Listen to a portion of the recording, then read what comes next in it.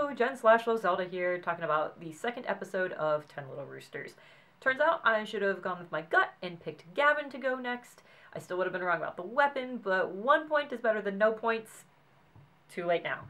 On the bright side, Barbara and Ryan are still going strong, and based on what we saw in episode 2, I'm under the impression they should be safe for the time being. So that's nice. So, on that note, what did we see this time? Bernie apparently is an undercover cop who has been on a mission to avenge the death of his former partner and organize the banquet as a way to catch the killer he has been trailing for several years. Joel has a decently sized collection of things that would like to poison you, and most of them are scurrying free. Supposedly, the blue-ringed octopus and jellyfish are contained. Miles is losing his mind. He has gone into Ruby mode and is going to put on some kind of suit. Chris has a game of riddles in the dark with our masked killer, ending with what looks like a callback to Good Will Hunting before the most awkward hug I have ever seen between an alleged murderer and a can of gasoline. Gus? Nowhere to be found.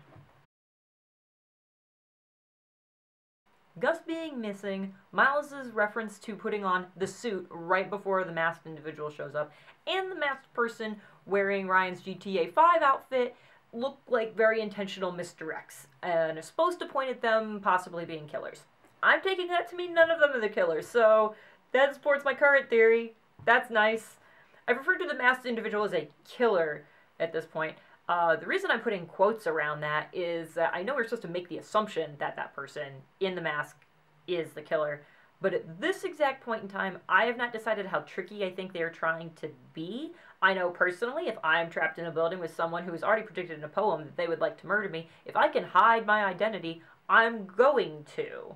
And I'm going to, if I find something I can use as a weapon, I'm going to make it very known that I have a way to defend myself. I don't know why I would pick gasoline and a lighter to defend myself, but I'm throwing it out there as a possibility that I'm not 100% convinced that that person we just saw was actually the killer. Just putting it out there. This week's clue is 8 little roosters, 2 others in heaven. 1 was martyred, and then there were 7. A martyr is somebody who is killed for their beliefs or a cause, so we're looking for our next victim to be somebody who could possibly be martyred, who has a belief or a cause they could be killed for. Ryan's appearances so far have been limited to things that seem very personal, so he doesn't really seem to have anything that would put him in martyr category, possible martyr status.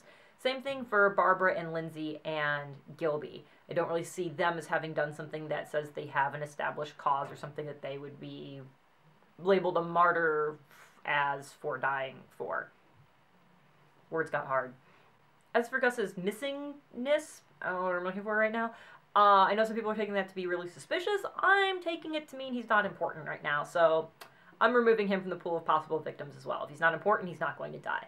So that leaves us with Chris, Bernie, and Miles as our possible martyr people. My gut reaction first going through the episode is that Chris is going to be next to die, although I'm having a hard time coming up with justification for that. For weapons that are now out in the wild, we have Scorpion, Sting the Sword, Snake, Gasoline and Fire, and Bow and Arrow. We also have the supposedly contained blue-ringed octopus, and there's loose allusions to possibly Joe the Cat, the King's Crown, Lava, and depending on how you want to interpret Miles' comment, maybe the 100% accurate creeper suit. Miles goes into Ruby mode, a show where he plays Jeanne Arc, who is loosely based off of Joan of Arc, who is a famous martyr who died via burning at the stake. Should we be able to reasonably come to that conclusion based on the information in the show, and not based off of just prior Rooster Teeth knowledge? If you go to Google and you type in Ruby Miles, just those 2 things, you go straight to a Wikipedia page that makes that connection. That tells you, oh, he plays this character, he's based off of this. It tells you all of that right there. It's literally the first hit. I would expect that there is a certain level of investigation that they would expect us to do, and I think it being literally the first hit on Google makes that kind of a viable and reasonable assumption on their part. The first part of the verse says, 2 others in heaven, which has a sort of obvious meaning of referring to the previous 2 deaths that have happened in our night of murder, Michael and Gavin. However, if you look at the people we have available to us, we actually have someone who already has 2 bodies associated with them. Bernie. Bernie has 2 deaths behind him. His murder photo is Shannon, and then we also now know that he has his partner's death on him. So now we kind of have a second meaning for that line with Bernie. Bernie is on a mission and has been pursuing this killer for years, giving him a cause which dying for could easily label him as a martyr. These are my two strongest cases for somebody being a martyr. Chris, I could maybe argue with his Lord of the Rings connection, but I feel like that's a bit of a stretch, and this whole time he's been playing the role of a hobbit, and I know I'm rusty on my Lord of the Rings, but I don't recall any hobbits sacrificing themselves, so that connection really doesn't make sense to me as a martyr, so I'm tossing Chris out. So, now we gotta figure other stuff out. Bernie has told us about his death in Red vs. Blue, actually specifically says it's one of the first things that happens in the show, tells us he's killed by a tank. Anybody who knows anything about Halo knows that tank in Halo is referred to as a scorpion, and there happens to be a scorpion out and about and on the loose, and we saw a lot of him during the interaction between Barbara and Lindsay.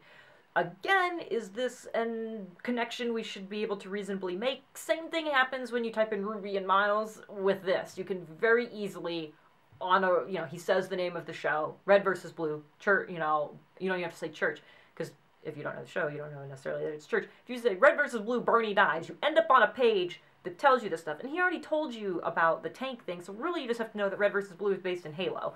So again, that seems like a very high level of discovery on your part, and I think it's reasonable for them to assume that you would be able to go to Google, type in 3 words, and have that be the first thing that pops up, and then use that knowledge. Miles' status as a martyr depends on that Ruby connection. As soon as you take that away, he doesn't really have anything. Bernie's martyr status is more directly ingrained in what we're seeing. The cause that he would die for that would label him as a martyr, something that's happened in the show. So there's a stronger case for him there. Additionally, we also have that 2 others in heaven line, so I'm thinking the stronger case is for Bernie over Miles, so I'm going with Bernie as the death. And since he made a point of telling us about how he dies, I'm going with the method of death being the scorpion. I know that's more of, I don't know what I'm looking for. I know that's a little bit more far-fetched and that requires some digging, but it's not a lot of digging, and I'm going to go with that because why not? I'm already screwed. Relatively confident on Bernie, even though I still think he should die at the one died of a pun line towards the end. Definitely not as confident about the scorpion, but I'd rather get a point for the person than no points, because I was like, oh, the weapon doesn't make sense like I did last week. So I guess we'll see, and I will catch you guys after the next episode.